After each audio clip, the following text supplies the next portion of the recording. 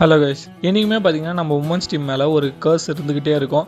ஏன்னு பார்த்தீங்கன்னா எப்போவுமே செமிஃபைனல்ஸ் வந்து ரொம்ப ஈஸியாகவே போயிடுவாங்க. ஒரு சில டைம் பார்த்தீங்கன்னா குரூப் ஸ்டேஜஸில் வெளியேறிடுவாங்க. அப்படியே செமிஃபைனல்ஸ் போனாலும் அவங்க ஃபைனல்ஸ் போனதே இல்லை. இது வரைக்கும் ஹிஸ்ட்ரி ஆஃப் ஓடிஐ வேர்ல்ட் கப்லேயே பார்த்தீங்கன்னா 2 வாட்டி தான் ஃபைனல்ஸ் போயிருக்காங்க. 2005 அண்ட் 2017 2 வாட்டியும் பார்த்தீங்கன்னா ஃபைனல்ஸில் தோற்று தான் இருக்காங்க. இது வரைக்கும் பார்த்தீங்கன்னா Indian women's team ODI world கப்பை வின் பண்ணதே இல்லை. பட் அந்த கர்ஸை பார்த்தீங்கன்னா இன்னைக்கு டிஓஎல் பட்டேல் ஸ்டேடியம் இந்தியாவில் நடந்த இந்த ஓடிஐ வேர்ல்ட் கப் 2025 பார்த்தீங்கன்னா முறியடிச்சிருக்காங்க. அந்த மேட்சோட ரிவ்யூ பற்றி தான் பார்க்க போகிறோம். சரி வாங்க, ரொம்ப பேசாம வீடியோவில் போயிடலாம்.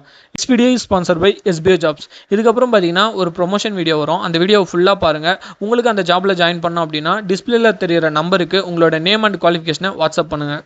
ஸ்கிப் பண்ணாதீங்க. பெரிய தப்பு. தினம் 300 ரூபாய் சம்பாதிக்க அரிய வாய்ப்பு. இன்ஸ்டாகிராம், ஃபேஸ்புக் பயன்படுத்த தெரிந்தால் போதும். Content post and content publishing மூலமா தினம் 300 ரூபாய் சம்பாதிக்கலாம். இந்த வேலை செய்ய 5 நிமிடம் போதும். Work training support, group communication support, all language customer live chat support, முக்கியமா சொந்தமா ஒரு பிசினஸ் ஸ்டார்ட் பண்ற அளவுக்கு உங்களால கற்றுக்கொள்ளவும் முடியும், சம்பாதிக்கவும் முடியும். இந்த வேலை வாய்ப்பு வழங்குவது 5 வருடத்திற்கு மேல ரன் ஆகிட்டு இருக்க நம்ம தமிழ்நாட்டு company school of business organisation private limited. மேலும் விவரங்களுக்கு டிஸ்கிரிப்ஷன்ல கொடுத்திருக்க நம்பருக்கு வாட்ஸ்அப் பண்ணுங்க. இந்தியன் டீம் பார்த்தீங்கன்னா சாம்பியன் ஆஸ்திரேலியன் டீமை பார்த்தீங்கன்னா வின் பண்ணி செமிஃபைனல்ஸில் 338 ரன்ஸை பார்த்தீங்கன்னா சேஸ் பண்ணி தான் பார்த்தீங்கன்னா இந்த ஃபைனல்ஸ்க்கு வந்தாங்க.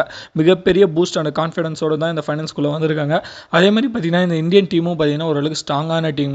பேப்பரில் பார்த்தீங்கன்னாலும் சரி, ஃபீல்டுலையும் சரி, உங்களோட ஃபீல்டிங் ஸ்டாண்டர்ட்ஸ் வேணால் ஓரளவுக்கு இல்லாமல் இருக்கலாம். பட் டீம் பார்த்தீங்கன்னா ரொம்ப ஸ்ட்ராங்கான டீம். பிரத்திகா ரவால் பார்த்தீங்கன்னா ரூல்ட் அவுட் ஆனதுனால ஷஃபாலி வர்மா பார்த்தீங்கன்னா டீம் உள்ள வந்திருந்தாங்க. இந்த ஒரே ஒரு சேஞ்ச் தான்.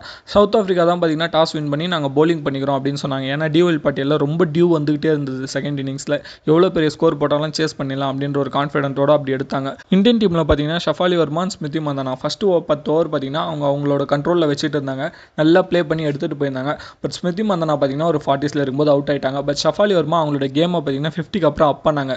89 கிட்டத்தட்ட வந்துட்டாங்க. செஞ்சுரி போட்டுருவாங்கன்னு நினச்சா அவுட் ஆயிட்டாங்க.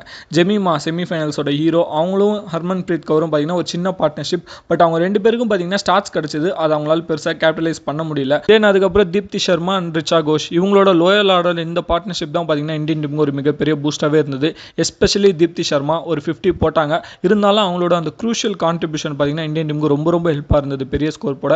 ரிச்சா கோஷ் பார்த்தீங்கன்னா வழக்கம் போல தான் வந்தாங்க. 2-3 6 அடிச்சாங்க. அவங்க பங்குக்கு டக்குன்னு ரன் ரேட் ஏற்றி விட்டு போயிட்டாங்க. கடைசியாக பார்த்தீங்கன்னா இந்தியா 298 அடிச்சிருந்தாங்க. இது ஒரு நல்ல ஸ்கோர் தான்.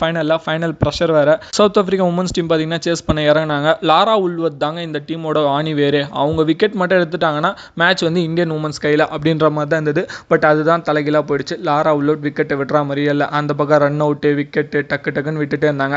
ஷஃபாலி வர்மாங்க ஒரு பார்ட்னர்ஸ் பவுலராக தான் உள்ளே வந்தாங்க. 2 குரூஷியலான விக்கெட்டை பார்த்தீங்கன்னா தேவைப்படுறப்ப இந்தியன் டீமுக்கு எடுத்து கொடுத்தாங்க. ரேணுகா தாக்கூர், ஸ்ரீசர்னி இவங்க எல்லாருமே பார்த்தீங்கன்னா ஒரு நல்ல சப்போர்ட்டிங் ரோலை பார்த்தீங்கன்னா கொடுத்துருந்தாங்க. பட் ஒன் எண்டில் பார்த்தீங்கன்னா லாரா உல்ஃபட் பார்த்தீங்கன்னா ரொம்ப ஸ்ட்ராங்காக நின்றுட்டாங்க. செமிஃபைனல்ஸ் அண்ட் ஃபைனல்ஸ் ரெண்டுத்துலேயும் சேர்த்து பார்த்தீங்கன்னா செஞ்சுரி மென்ஸ் அண்ட் உமன்ஸில் சேர்த்தே பார்த்தீங்கன்னா அலிசா எலி தான் போட்டிருக்காங்களாம். இவங்க தான் பார்த்தீங்கன்னா செகண்ட் பிளேயர்.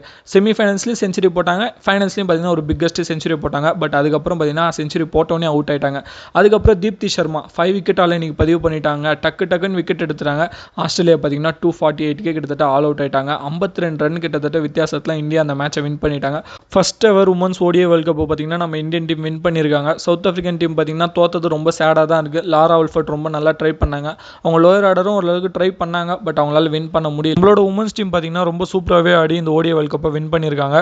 நீங்கள் இந்த மேட்சை பற்றி என்ன நினைக்கிறீங்க? இதுக்கப்புறம் உமன்ஸ் டீம் எங்கேயோ போகுதுன்றது என்னோட கருத்து. இந்த வின்னிங் கல்ச்சர் பார்த்தீங்கன்னா டீமுக்குள்ளே வந்திருக்கு. உங்களோட கருத்துக்களை கமெண்ட்ஸில் சொல்லுங்கள். இந்த மேட்ச் பற்றி உங்களை இன்னொரு வீடியோவில் பார்க்குறேன். See you all.